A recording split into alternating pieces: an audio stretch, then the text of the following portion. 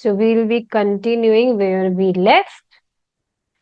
So, you know, I was preparing for my afternoon class in morning, and I was preparing one shloka from Bhagavad Gita 10.10. So in that shloka,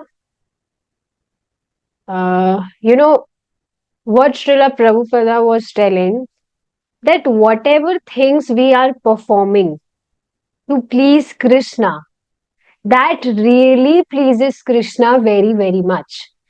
Just like, Krishna tells in Bhagavad Gita, Patram Pushpam Phalam Toyam Yome Bhaktya Prayachati. So here Krishna is saying that any person who offers me fruit, flower, water, or leaf with love, I accept it.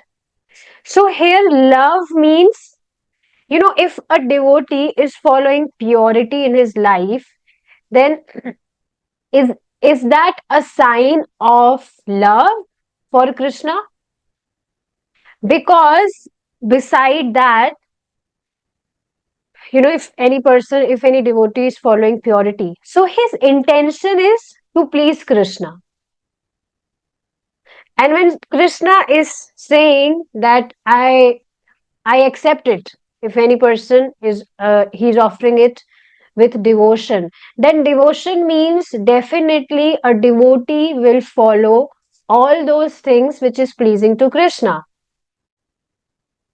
So these austerity, celibacy, following purity in life, following principles in life, these all things pleases Krishna very much. So yes, if any person, suppose he is not following any purity in his life, and he's not taking bath, and in that dirty condition, he is offering something to Krishna. So Krishna will not accept it because devotion is not there, love is not there. So if a devotee is following purity in his life, even if he is doing it as a duty, that yeah, I'm doing it as a duty, this is my duty to serve my Lord Krishna, so it is my duty, that's why I'm following it. Even, one may feel that I don't feel that love or that devotion in my heart for Krishna, but then also he's thinking in his mind that I'm doing it as a duty, then that is also pleasing to Krishna. And gradually, by time, you will see that that devotion and love will gradually invoke in heart.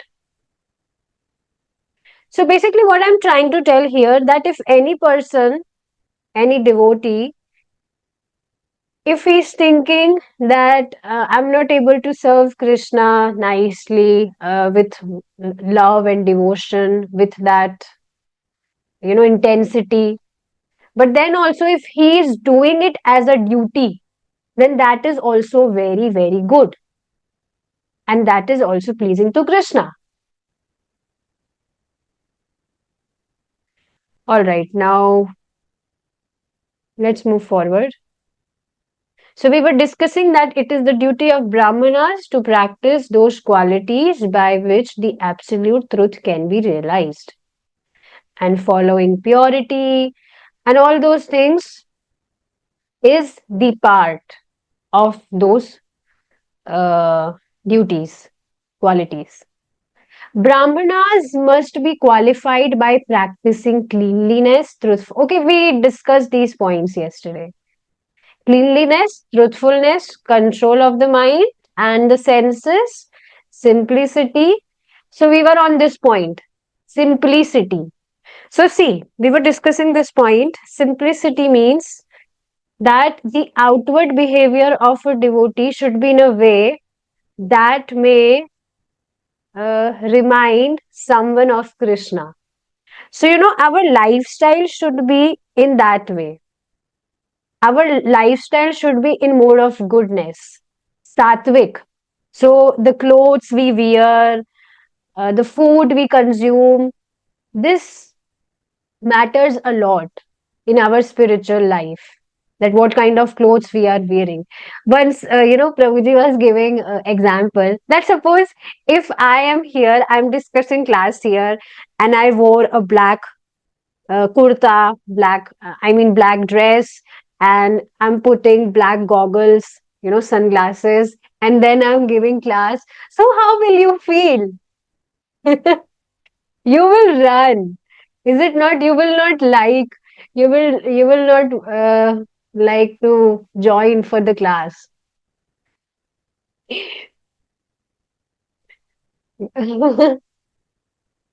So yes, like outward behavior of a devotee matters a lot.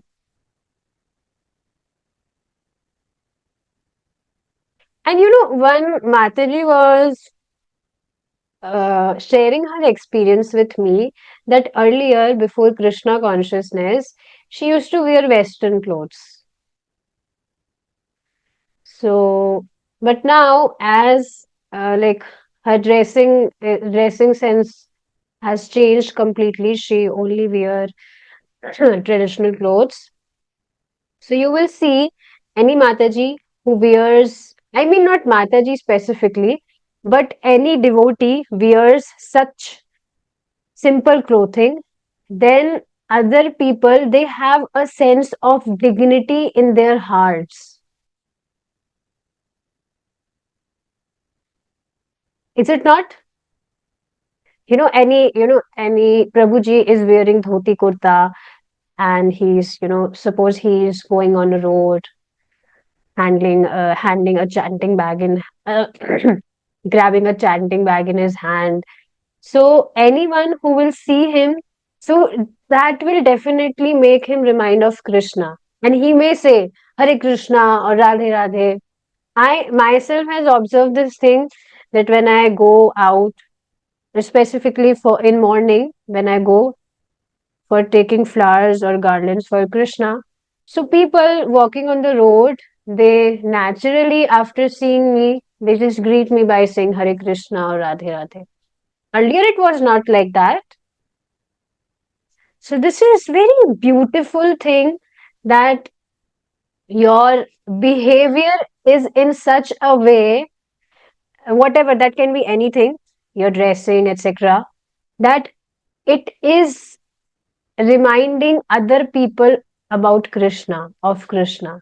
What can be as beautiful as that? And do you agree that this is also preaching? This is also preaching. I've always told this thing that preaching doesn't mean that you're telling philosophy to someone. That is not only preaching. Just like today, I joined around 6 a.m. in meeting, and I saw devotees. They were chanting very, very nicely. All were, they were just covering themselves with sweaters, shawls, and all, and they were chanting. No matter what, how, like, okay, cold season is there, winters are there, but then also they were chanting very, very nicely, everyone. And after seeing them, I was getting inspired that wow, how devotees are chanting. So it was very pleasing to see them. So this is also preaching. I was thinking in my mind that this is also the way of preaching, that devotees are coming like this, putting their videos on, and they are chanting very, very nicely. This is also preaching. Any new devotee, if he joins, so he will definitely chant few rounds just by looking other devotees chanting very nicely. So these things matters a lot, these little things. And by cultivating faith in the Vedas. So see, this is very important point. Let's understand this. Cultivating faith in Vedas. So in my initial days, when I was in my initial days of Krishna consciousness, I was chanting few rounds and I was hearing few classes. I mean, I was not consistent in that, but I was hearing and I was chanting few rounds. So there was one Mataji. who tried to misguide me. I mean, she tried to bewilder me from the path which I was following, the path of this Krishna consciousness. She was trying to bewilder me. She was saying that, oh, you're really a pure hearted soul, but you are not on the right path. You have been distracted. You are not on the right path. You are not serving the right person. I mean, you're not. You are assuming Krishna as supreme personality, but Krishna is not supreme. You are bewildered. Please try to understand. You are very pure-hearted soul, and such souls are rare to find. Just see the way of her preaching. Any person can get confused. Any, like, she was trying to preach in a way, like, very buttering words. Anyone make, she was kind of, what to say? Her words was kind of seducing, isn't it? Anyone can get confused and get bewildered and may get convinced to follow her words. So she was trying to preach in that way. And you know what? In my mind, I was really distracted at that time. I was confused that, am I really on the right path? So later I discussed this thing with my counselor. So she told me that's why hearing is very, very important. You hear like so nicely that you may cultivate nice faith in the Vedas, in Krishna, in Bhagavad Gita. And for that, hearing is very much important. Otherwise, you will see that people who have been practicing Krishna consciousness from many years, if they quit their hearing, then chances are there they gradually they'll quit Krishna consciousness. They'll stop chanting their rounds, and they will they again engross in materialistic things. This is because of lack of hearing, and I have seen many examples like this. Some people, I'm talking about devotees. Some devotees, they intentionally tried to quit hearing, like intentionally. I remember when Mataji was there, she was saying that, oh, Mataji, I'm getting detached by hearing all this knowledge. I'm getting detached with this material world. I have many dreams in my life which I want to accomplish. So I can't hear this Krishna Gatha. And she just quit hearing. And after a few days, she quit her chanting also.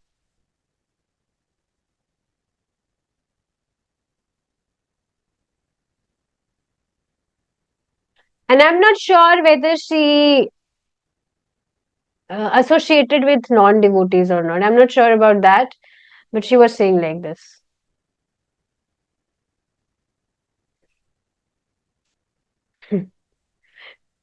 First of all, detachment is very good thing, na?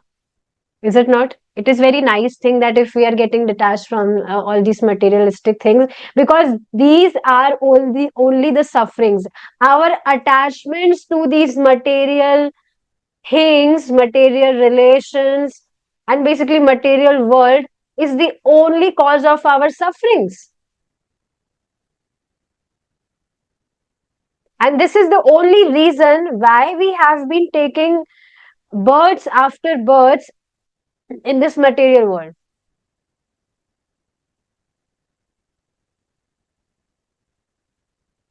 So it is very much important for people to understand that this material world is really full of miseries, sufferings.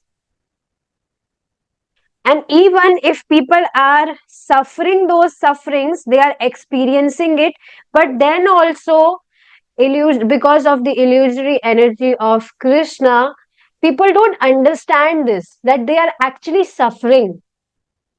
And they understand this by hearing scriptures.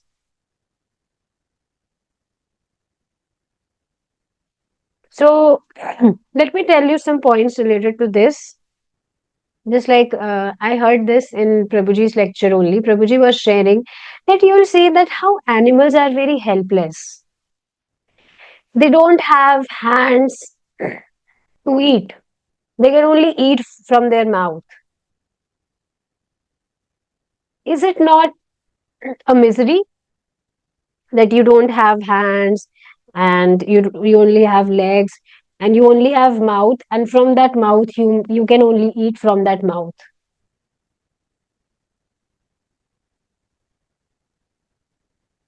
See the helplessness. And yesterday only I saw a cow, her face was covered with sand, and her body was covered with sand. Maybe someone threw sand on her or whatever.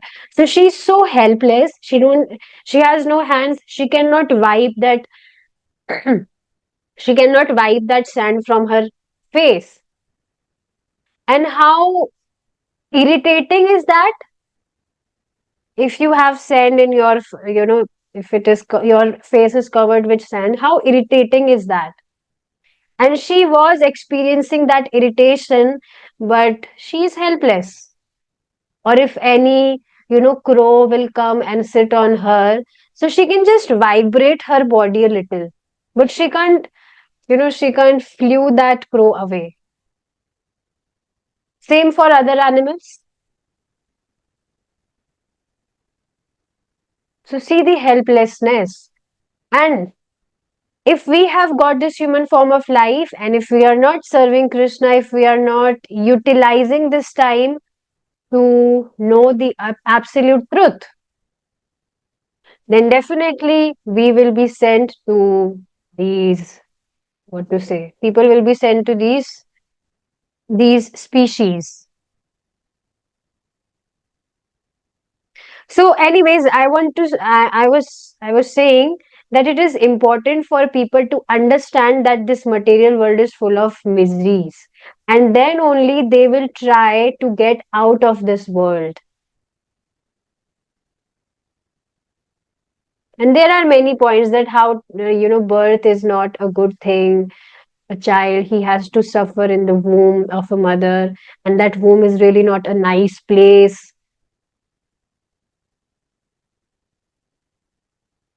And there are many things. So one should understand that this world is not a very good place. It is full of miseries, and one can get this by hearing. When Krishna says, I am the Supreme Lord, we have to accept him with faith, not foolishly, but with full knowledge, and practically apply this acceptance in our daily life. So, in yesterday's Srimad Bhagavatam class, uh, there was a discussion in which it was mentioned that one don't have to accept Krishna as a supreme personality of Godhead blindly. Krishna reveals this, how he reveals this, how he kind of proves this, that he is supreme personality of Godhead. Any person who will serve him, whoever will chant his names, hear about him, consume his remnants. So Krishna reciprocates with that person. And in this way, he proves that you have taken the shelter of the right person. Can you relate with this? Just like that, there's a devotee in Western country from Los Angeles.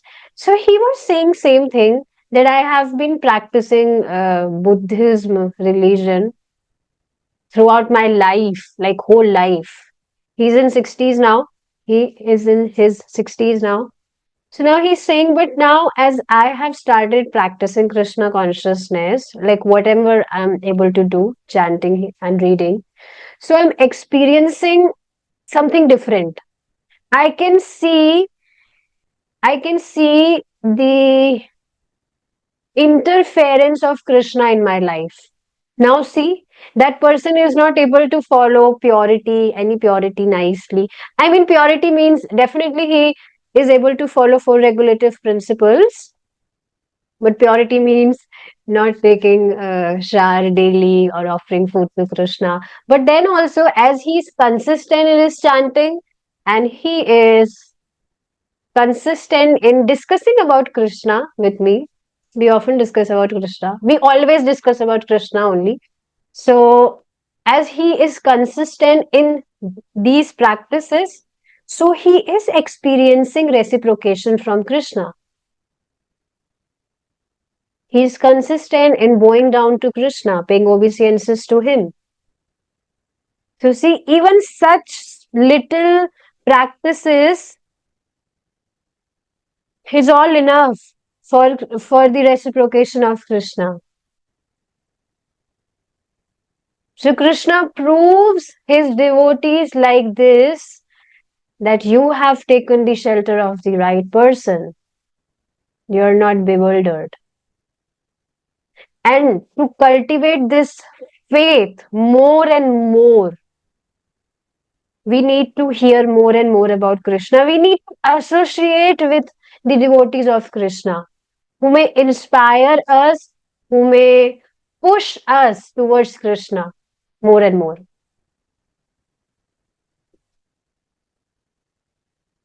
So, knowledge is very much important. So, one don't have to accept Krishna foolishly, but with full knowledge. And knowledge will come by hearing or by reading, and practically apply this acceptance in our daily life. Now, if any person, if he will not follow things in his life, then how will he be able to experience any transformations? This is also one thing. You know, one person, he was saying, he was saying to Srila Prabhupada that why 16 rounds? Can't we go to Krishna for free? Is it necessary to chant 16 rounds every day? Like, why 16 rounds? Is it necessary? Can't we go to Krishna for free? Now, see, is it too much to chant 16 rounds? So, people, they don't want to do anything and they just want everything for free. But things doesn't work like that. A Brahmana is not created by birth. We discussed this point. You know, a Brahmana who has taken a person who has taken birth in a Brahmana family, and you will find him flying kites. I shared this point day before yesterday, or maybe yesterday. Yes, yesterday. So yes, a Brahmana is not created by birth, but by education, practice, and knowledge. It is not a question of birth, but quality. Let's understand this. Prabhuji explained this very beautifully. Just like you will see, if a father, if he is an engineer, and if he took a birth to a boy, so will that boy be an engineer from his birth? Very striking, isn't it? That boy who has taken birth, just because his father is engineer, so that doesn't mean that boy will also be an engineer. Maybe he may become a doctor. So same way, if any person, if he takes birth in a Brahmana family, that doesn't mean he is a Brahmana. Brahmana is not created by birth, but by the education or like whatever austerities he follow in his life. He's called Brahmanas by his qualities and not by the birth. As pointed out by Krishna in Bhagavad Gita. Just a second.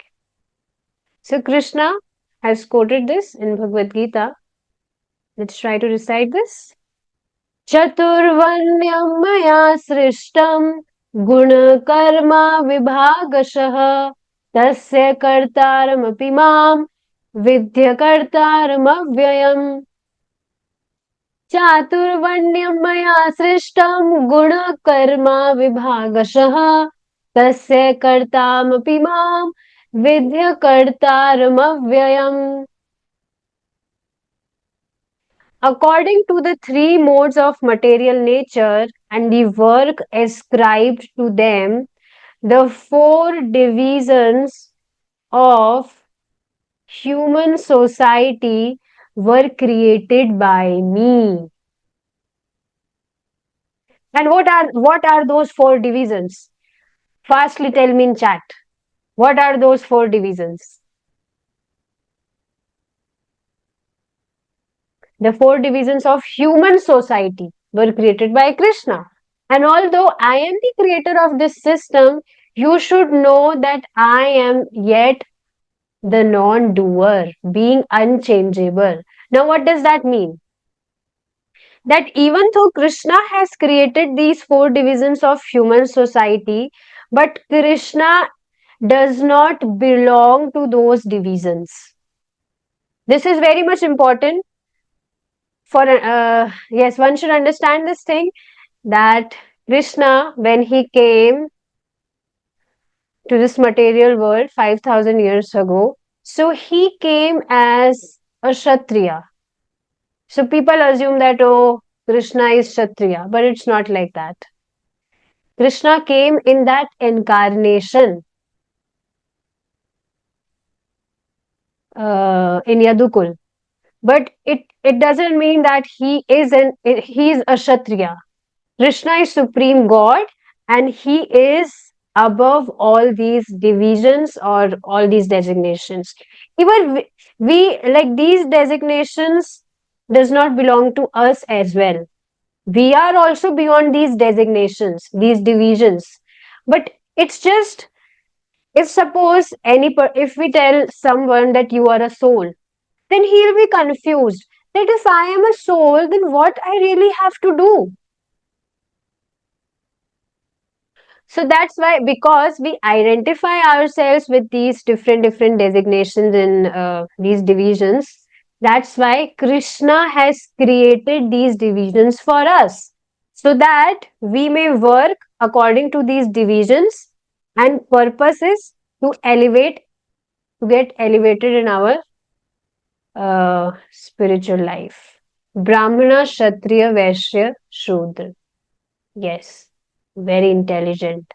Nice. Okay. So one must not only have the qualities of a Brahmana, but one should also work as a Brahmana. For one's qualities are tested by his work. It's clear. If one is a qualified engineer, but simply sits down at home and does not work, what is his value? So just like if someone has taken birth in a Brahmana family, but he is not following any austerity, he's not reading scriptures, and he's not preaching knowledge of scriptures to other people, he's not helping other people to elevate in their spiritual life. Okay, this is a far point to help other people to elevate in their spiritual life. Very first thing comes is he helps himself to elevate in his spiritual life. But you will find these people, they are not even helping themselves to elevate in their spiritual life. Then what to say of helping to other people? Have you ever find any person who was a Brahmana by his birth? Have uh, Have you ever find them telling someone that, oh, God is Krishna, and ultimate purpose of this human form of life is to get love of Krishna? Even people don't tell this, that this is a material world and we are trapped in the cycle of birth and death. People don't even tell this.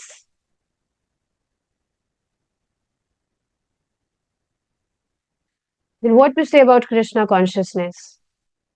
I know, like someone, I was talking about my neighbor. So we were talking something related to spirituality. So he was saying that, yeah, we are trapped in this material world, and we are trapped in the cycle of birth and death. He was saying this thing that time, but I have never found him discussing these topics with someone before. Never. And in fact, I'm telling you now, I know one more person who was actually my teacher. I mean, he was a faculty in college. So he was also following Krishna consciousness. He was chanting 16 rounds and he was telling all those things. Like he told me these things few months ago when I tried to contact him. You know, in my mind, I always planned that I should tell someone about this auspicious knowledge.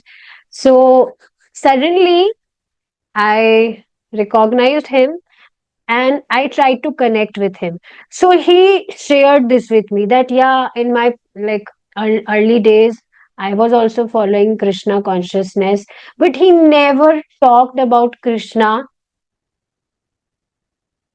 Like, I don't remember. He never talked about Krishna consciousness in college days. In fact, he was so much engrossed in materialistic things. I mean, no one can tell by seeing, by looking at him, no one can tell that he was a devotee.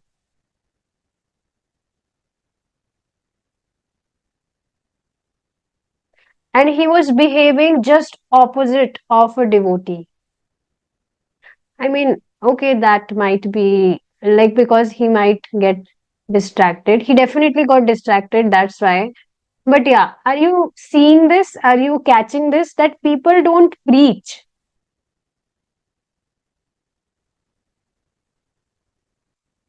One should understand this thing that preaching is for our, like, it is for the sake of saving ourselves. If we are not preaching, then we are in danger zone. And I have always told this thing that preaching doesn't mean speaking some philosophy. If you are, visible to devotees, you're not speaking anything, you are visible to devotees, you're, coming in morning japa, you're always visible. So that is also preaching. That is also one way of preaching. But if you are not preaching, if you are, even if you are attending classes, I'm not talking about my classes, it's okay. You are coming, that is very, very nice for me. You all are coming. It's okay if you're not able to put your videos on. But when you are attending Prabhuji's class or morning japa, then you should try to visible to devotees. It is very important that we come in, like we show our presence to devotees. This way, we get blessings of devotees. Just like when Mataji, 2 days before, she was saying that Mataji, I'm degrading so much. I don't know what is happening with me. So I told her this one thing that you become visible to devotees. And now she's coming. This is nice. She's visible. She is getting visible. So I was telling this thing to her that I don't do anything special. I don't do something special. I am doing which I have been doing from my very starting, from the very starting of um since I came in Krishna consciousness. I'm not doing something special. Most importantly, I'm always visible to devotees. So even devotees who have never interacted with me, but if you will ask them about me, then they will tell that, yeah, she is that Mataji. Why?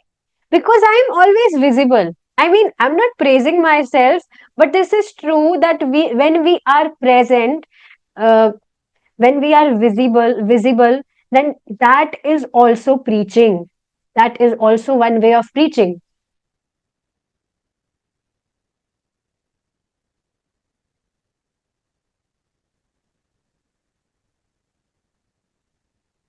So one should understand this thing. So similarly, unless one works as a Brahmana, there is no value to his simply saying, I am a Brahmana. Or let me just, paraphrase this like this. Similarly, unless one works as a devotee, there is no value to his simply saying, I am a devotee.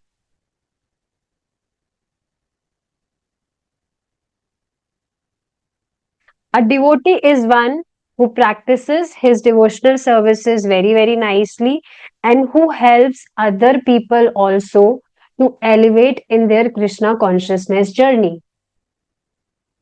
One must therefore work as a Brahmana by fully engaging in the service of Param Brahman. Krishna, Brahman means Brahm. Krishna, the Supreme Personality. So Krishna is Param Brahm, Param Brahman. How can service to the Absolute Truth be executed?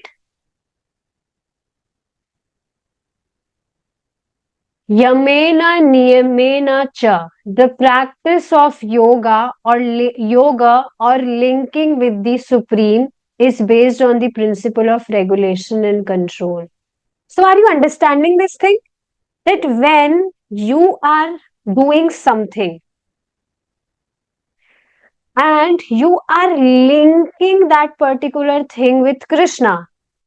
Now, linking that particular thing with Krishna means definitely you are following Shastras, you are following scriptures, and you are not doing something by your own mind. That, oh, my mind is telling me to do this, so I'll do like this. No.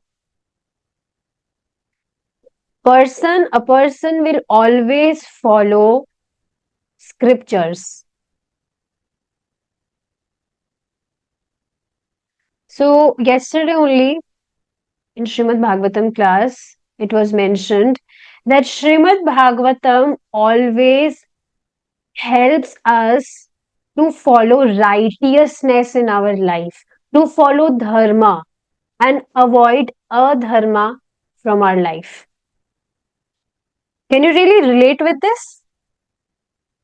Gradually, a person who is hearing, he becomes so much aware. He will naturally try to avoid adharma from his life and he will try to follow dharma in his life, righteousness. And dharma means the teachings of scriptures, knowledge based on Vedic literature. So, yeah, linking with the Supreme is based on the principle of regulation and control. Regulation cannot be executed by control. Just like you are following a regulation in your life. On the day-to-day basis, you are waking up early in morning, you are chanting your 16 rounds, following regulative principles, and all the things which we follow. So this is a regulation. And can you see, regulation is there because control is there.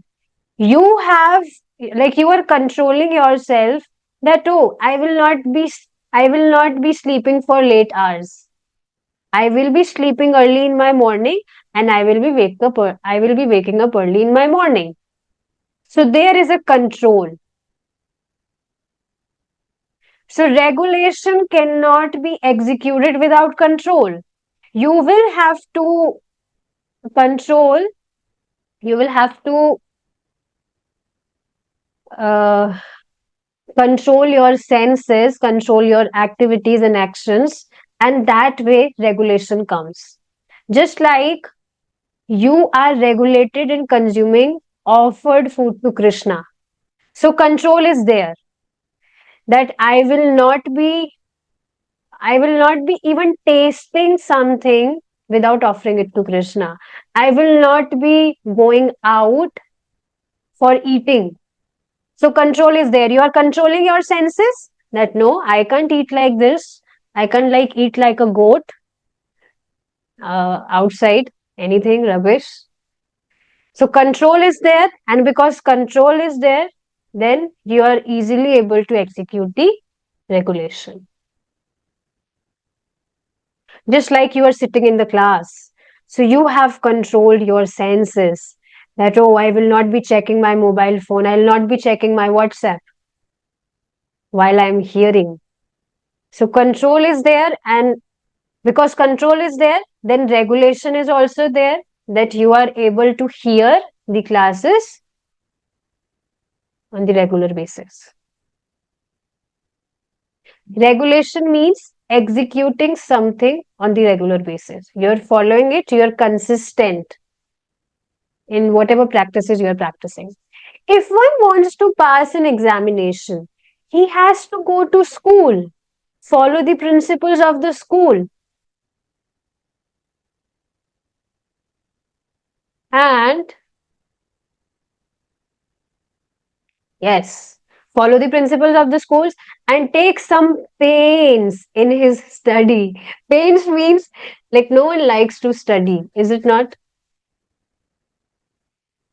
You will find many people, if you'll ask them, do you like to study? So some foolish people will say, yes, I love to study.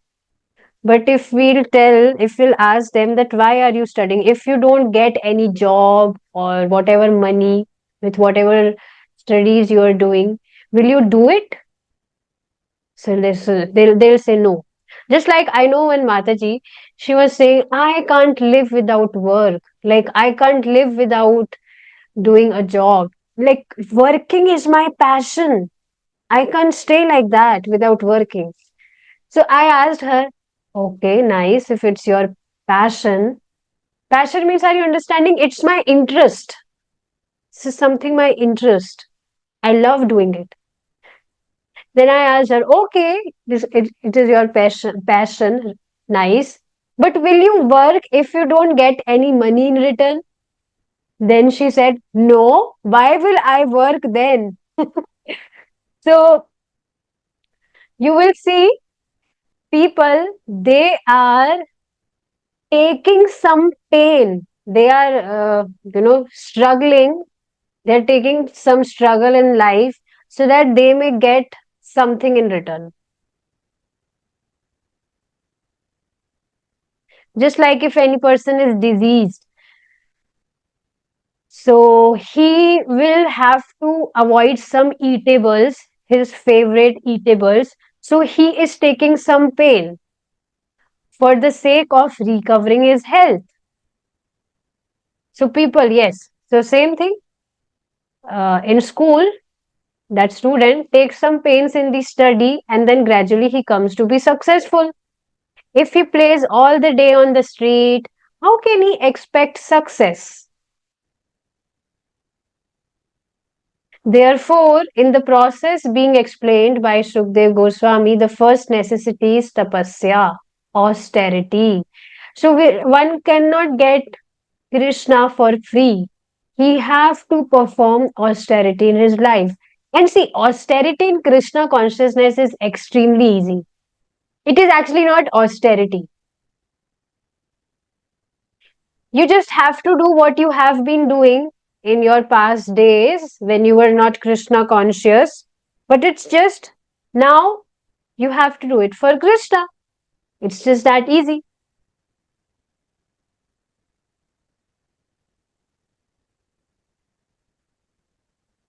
Even if austerity and brahmacharya are painful because we want to be unrestricted, as soon as we are regulated, what appeared to be painful in practice is not painful. In practice, not painful. So, see, if any person is working so hard, Just like, you know, when I was not in Krishna consciousness, so I was assuming that if I will get admission in a nice college of fashion designing, then like struggle was there. I was preparing so much for entrance exam. Then I will have to, like, I would have been studying for 3 to 4 years. But in my mind, I was thinking that once I will qualify my college, once I'll be graduated from that college, and when I will get a nice placement, then whatever struggle I have been doing, I will not be remembering that struggle anymore, because the goal which I will achieve, that will be worth. So even those pains will not be painful anymore. So same way, if we are following austerities in our lives right now, we are following some regulations, rules in our life. So this may seem painful now, but later when we will achieve the highest goal of our life, of this human form of life, that is getting love of Krishna, going back to him, then will we be really remembering all these austerities which we have been practicing? In fact, you will see that earlier, whatever we have been practicing, it might seem as austerity to us, but now it has become natural for us to follow these things. Is it not? Earlier, we might be struggling uh, for chanting our 16 rounds, but now it has become natural for us. In fact, we plan that first of all we will be chanting our rounds, then other works. So you can observe that by time the austerity becomes natural. So there is one quote also related to this. What was that? There was one quote. Yes, yes, let me explain you that whatever things we follow in our life, then our mind adopts it accordingly. Like gradually, it becomes natural for our mind to follow those things in that way. So, this is true.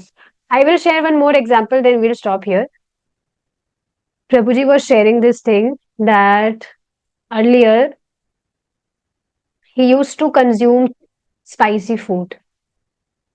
But later he was living in some place with some devotees where they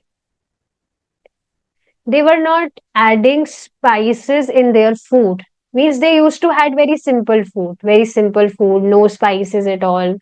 So as now they have been consuming that kind of food, simple food, not so spicy.